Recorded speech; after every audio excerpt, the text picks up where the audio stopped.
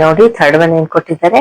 In figure 9.24 angle PQR is equal to 100 degree where P, Q and R are points on a circle with center O ಅಂತ ಕೊಟ್ಟಿದ್ದಾರೆ. Find angle OPR ಅಂತ ಕೊಟ್ಟಿದ್ದಾರೆ.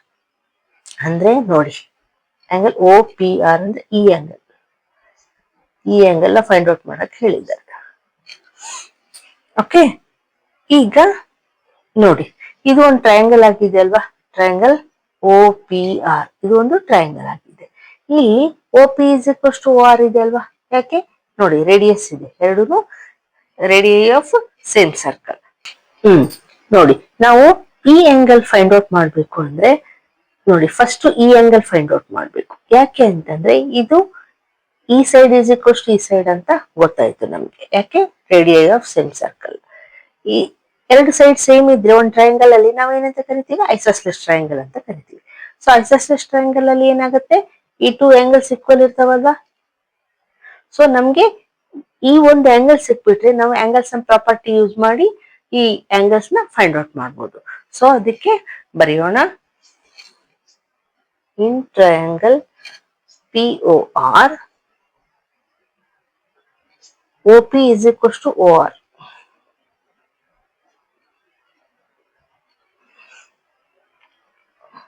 Reason ಬರೆಯೋಣ, radius of same circle.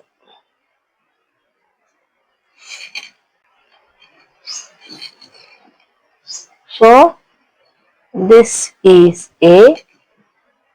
an isosceles triangle ಅಂತ ಹೇಳ್ಬೋದು. Okay, ಈಗ ನೋಡ್ರಿ ಐಸೋಸ್ಲೆಸ್ triangle ಅಂತ ಗೊತ್ತಾಯ್ತು. ಈಗ ನಾವು ಥಿಯರಮ್ ಓದಿದೀವಲ್ವಾ, ಇಲ್ಲಿ ನೋಡಿ ಈ ಆಂಗಲ್ ಇಲ್ಲಿ ಏನಾಗುತ್ತಲ್ವಾ, ಈ ಆಂಗಲ್ ನೋಡಿ ಇಲ್ಲಿ ಏನಾಗುತ್ತಲ್ವಾ, ಇದಕ್ಕಿಂತ ಇದು ಡಬಲ್ ಇರುತ್ತೆ ಅಂತ ಓದಿದೀವಲ್ವಾ. Angle subtended at the centre is double than other angle subtended the other arc ಅಂತ, ಅದರ್ ದನ್ ದ ಆರ್ಕ್ ಅಂತ. ನೋಡಿ ಈ ಆರ್ಕ್ ಅಲ್ಲಿ ಈ ಆಂಗಲ್ ಆಗಿದೆ ಸೆಂಟ್ರಲ್ಲಿ. ಸೊ ಅದರ್ ಆರ್ಕ್ ಅಲ್ಲಿ ಎಷ್ಟಿರುತ್ತೋ ಈ ಆಂಗಲ್ ಗಿಂತ ಇದು ಡಬಲ್ ಇರುತ್ತೆ. ಸೊ ಅದನ್ನೇ ಯೂಸ್ ಮಾಡಿ ನಾವು ಇದನ್ನ ಹೇಳ್ಬೋದು. ಸೊ ಬರೆಯೋಣ ಅದನ್ನೇ, reflex angle POR. Okay, reflex angle POR is equals to twice of angle PQR. Sorry.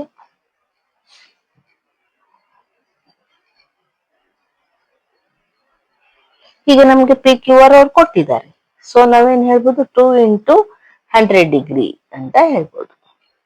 2 into 100 ಅಂದ್ರೆ 200 ಆಯ್ತು. ಸೊ ರಿಫ್ಲೆಕ್ಸ್ ಆಂಗಲ್ ನಮ್ಗೆ ಗೊತ್ತಾಯ್ತು,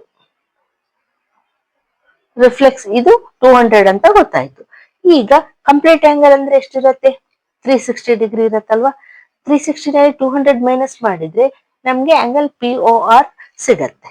ಸೊ ಅದನ್ನೇ ಬರೆಯೋಣ. ಆಂಗಲ್ POR ಅಂದ್ರೆ ಇದು ರಿಫ್ಲೆಕ್ಸ್ ಆಂಗಲ್ ಅಲ್ಲ, ಇದು simple POR. Okay, angle POR is equals to complete angle 360 minus reflex angle POR.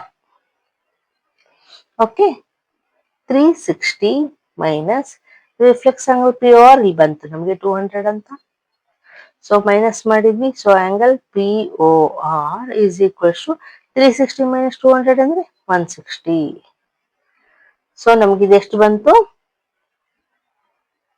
160 ಬಂತು. ಈಗ ನೋಡಿ ಇನ್ ಟ್ರಯಾಂಗಲ್ POR ನಾವೇನ್ ಹೇಳ್ಬೋದು, angle P is equals to angle R ಇದೆ ಅಲ್ವಾ. ಯಾಕೆ ಇದು ಐಸೋಸ್ಲೆಸ್ triangle.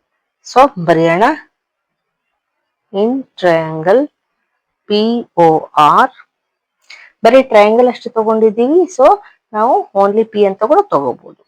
Okay, angle P is equals to angle R. Reason, ಈ angles opposite to equal sides are equal. ಅಲ್ವಾ? ಈಗ ನೋಡಿ, ಇದು ಈಕ್ವಲ್ ಅಂತ ಗೊತ್ತಾಯ್ತು. ಈಗ ಆಂಗಲ್ ಸಮ್ ಪ್ರಾಪರ್ಟಿ ಮಾಡೋಣ. ಆಂಗಲ್ ಸಮ್ ಪ್ರಾಪರ್ಟಿ ಅಂದ್ರೆ ಹೆಂಗೆ?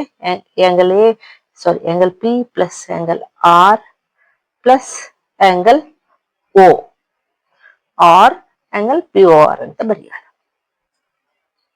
Is equals to 180 degree. ನೋಡಿ, angle P is equals to angle r ಇದೆ. ಸೊ ಎರಡು ಸೇಮ್ ಇರೋದ್ರಿಂದ ನಾನು ಎರಡು ಕಡೆ ಪಿನೇ ಹಾಕೊಂತೀನಿ. ಇನ್ನು ಆಂಗಲ್ ಪಿ ಓ ಆರ್ ಎಷ್ಟು ಬಂತು ನಮ್ಗೆ? 160 ಬಂತು. ಸೊ ಇದನ್ನು ಹಾಕೊಂತೀನಿ. ಈಗ ಟ್ವೈಸ್ ಆಫ್ ಆಂಗಲ್ ಪಿ ಆಯ್ತು. Twice of angle P is equals to 180. ಈ 116 ಈಕ್ವಲ್ಸ್ ಟು ಈ ಕಡೆ ಕಳಿಸಿದ್ರೆ ಮೈನಸ್ ಆಯ್ತು. So angle P is equals to 180 minus 160 ಮಾಡಿದ್ರೆ ಎಷ್ಟು ಬಂತು? 20 ಬಂತು. ಓಕೆ, ಇನ್ನು ಇಲ್ಲಿ ಮಾಡ್ಬರ್ತೀನಿ ನೋಡಿ. ಈಗ angle P is equals to 20. ಈ 2 ನ ಈಕ್ವಲ್ಸ್ ಟು ಕಡೆ ಕಳಿಸಿದ್ರೆ ಡಿವೈಡ್ ಆಯ್ತು.